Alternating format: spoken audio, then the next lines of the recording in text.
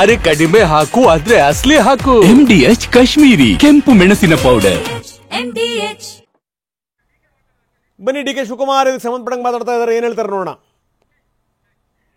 ನ್ಯಾಯಾಲಯದಲ್ಲಿ ಎಲ್ಲರಿಗೂ ಕೂಡ ಗಮನದಲ್ಲಿಟ್ಕೊಂಡು ಕೆಲವು ಅಭಿಪ್ರಾಯವನ್ನು ಪಟ್ಟಿದ್ದಾರೆ. ರಾಜ್ಯದ ಹಿತ ಕಾಪಾಡಬೇಕು, ಭಾಷೆ ಹಿತ ಕಾಡಬೇಕು.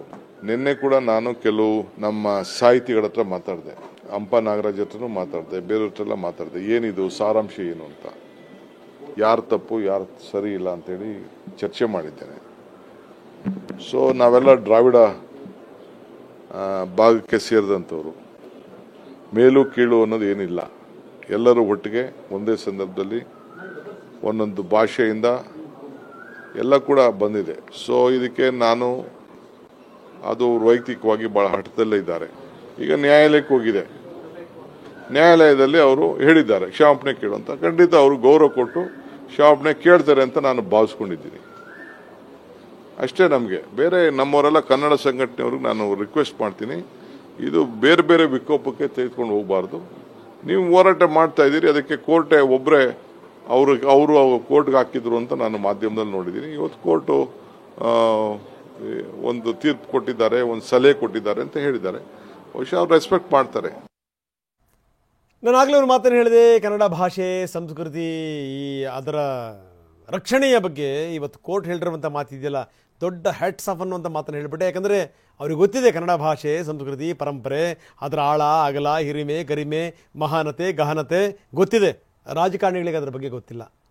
ಅವ್ರ ಅಡ್ಡಗೋಡೆ ಮೇಲೆ ದೀಪ ಇಟ್ಟಂಗೆ ಮಾತಾಡುವಂಥವ್ರು. ನಾನು ಡಿ ಕೆ ಶಿವಕುಮಾರ್ ಅವ್ರ ಬಗ್ಗೆ ಹೇಳ್ತಾ ಇಲ್ಲ, ನೀವು ಯಾರನ್ನು ಕೇಳಿದ್ರು ಅಷ್ಟೇನೆ. ಇವ್ರು ಯಾರು ಭಾಷೆ ಉಳಿಸುವಂಥವ್ರಲ್ಲ, ಗೊತ್ತಿರಲಿ ನಮಗೆ ನಿಮಗೆ ತುಂಬ ಚೆನ್ನಾಗಿ ಗೊತ್ತಿರಲಿ. ಭಾಳ ಬೇಸರದಿಂದ ನಾನು ಹೇಳ್ತಾ ಇದ್ದೀನಿ.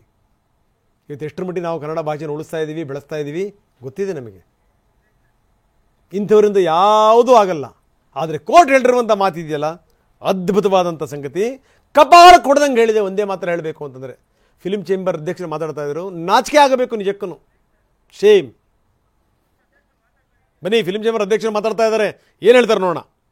ಮಾತಾಡ್ದ ಅನ್ನೋಂಥದ್ದನ್ನ ಪಟ್ಟಿ ಹಿಡಿದು ಕೇಳಿ ಆ ನಂತರ ಅವಕಾಶ ಕೊಡ್ಬೇಕು ಅನ್ನೋಂಥ ಮತ್ತೊಂದು ಮನವಿಯನ್ನು ಕೂಡ ಮಾಡಿದ್ರು. ಆ ಬಗ್ಗೆ ಏನಾದ್ರು ನಿರ್ಧಾರ ಮಾಡ್ಲಾಗತ್ತಾ, ಹೇಗೆ ನೋಡೋಣ ಸರ್. ನಮ್ಮ ಚರ್ಚೆಯಲ್ಲಿ ಏನ್ ಬರುತ್ತೋ ಅದನ್ನ ನಿಮಗೆ ತಿಳಿಸ್ತೀವಿ ಸರ್. ಸರಿ, ಎಷ್ಟೊತ್ತಿಗೆ ಒಂದು ನಿರ್ಧಾರ ಗೊತ್ತಾಗುತ್ತೆ ಸರ್, ಗೊತ್ತಾಗುತ್ತೆ. ಈಗ 2:30-3 ಗಂಟೆ ಎಲ್ಲ ಕೋರ್ಟ್ ವಿಚಾರ ಗೊತ್ತಾಗುತ್ತೆ. ಅದಾದ ನಂತರ ನಾವು ಮಾತಾಡ್ತೀವಿ ಸರ್. ಈಗ ಕನ್ನಡಿಗರ ಭಾವನೆಗಳನ್ನ ಕೆರಳಿಸಿದ್ದಾರೆ. ಸೊ ಇಷ್ಟು ದಿನ ಈ ರೀತಿಯ ಅಂದ್ರೆ ಒಂದಿತ್ತು ಗೊಂದಲದ ವಾತಾವರಣ, ಅಶಾಂತಿ ಮೂಡ್ಲಿಕ್ಕೆ ಕಾರಣ ಆಗಿದ್ದಾರೆ. ಸೊ ಅದಕ್ಕೆ ಆತರಿಗೆ ಏನ್ ಶಿಕ್ಷೆ ಅನ್ನುವಂತ ಒಂದು ಪ್ರಶ್ನೆ ಕೂಡ ನಿಮ್ಮ ಪದಾಧಿಕಾರಿಗಳು ಇಡ್ತಾ ಇರ್ತಕ್ಕಂಥ, ಅದ್ರ ಬಗ್ಗೆ ಏನ್ ಹೇಳ್ತಾರೆ? ಖಂಡಿತ ಸರ್, ನಾವೀಗ ಏಕಾಏಕಿ ನಿರ್ಣಯ ಏನು ತಗೊಳ್ತಾ ಇಲ್ಲ. ನಮ್ಮೆಲ್ಲರ ಪದಾಧಿಕಾರಿಗಳು, ನಮ್ಮ ಕಮಿಟಿ ಇದೆ, ಹೆಚ್ಚಾಗಿ ಕನ್ನಡ ಪರ ಸಂಘಟನೆಗಳಿದಾವೆ, ನಮ್ಮ ಸರ್ಕಾರದವರು ನಮಗೆ ಬೆಂಬಲ ಸೂಚಿಸ್ತಾ ಇದ್ದಾರೆ. ಇವ್ರದೆಲ್ಲ ತೀರ್ಮಾನ ತಗೊಂಡು ನಾವು ಮುಂದಿನ ಇದರಲ್ಲಿ ನಾವು ತಿಳಿಸ್ತೀವಿ ಸರ್ ನಿಮಗೆ. Thank you sir. ಎಸ್, ಇದಿಷ್ಟು ಫಿಲಂ ಚೇಂಬರ್ನ ಅಧ್ಯಕ್ಷ ಎಂ ನರಸಿಂಹಲ್ ಅವರ ಮಾತಾಗಿರ್ತಕ್ಕಂಥದ್ದು. ಅಂದ್ರೆ ಅವರು ಕ್ಷಮೆ ಕೇಳಿದ್ರು ಕೂಡ ನಂತರ ಯಾವ ರೀತಿ ನಿರ್ಧಾರ ಮಾಡಬೇಕು ಅನ್ನೋದನ್ನ ನಾವೆಲ್ಲರ ಜೊತೆ ಚರ್ಚೆ ಮಾಡ್ತೀವಿ ಅನ್ನೋ ಮಾತನ್ನ ಹೇಳಿರ್ತಕ್ಕಂಥದ್ದು. ಕ್ಯಾಮರಾ ಪರ್ಸನ್ ರವಿಕುಮಾರ್ ಜೊತೆ ಮಾಲ್ತೇಶ್ ಜಗ್ಗೇನ್, TV9 ಬೆಂಗಳೂರು. MDH ನ ಕಿಚನ್ ಅಲ್ಲಿದ್ರೆ ನಾವು ಎಲ್ಲವನ್ನು ಮಾಡಬಹುದು. ಬೆಂಗನ್ ಕಾ ಬರ್ತಾ, ಆಲೂ ಗೋಬಿ, ಭಿಂಡಿ ಮಸಾಲಾ, ಇನ್ನೂ ಬಹಳಷ್ಟು.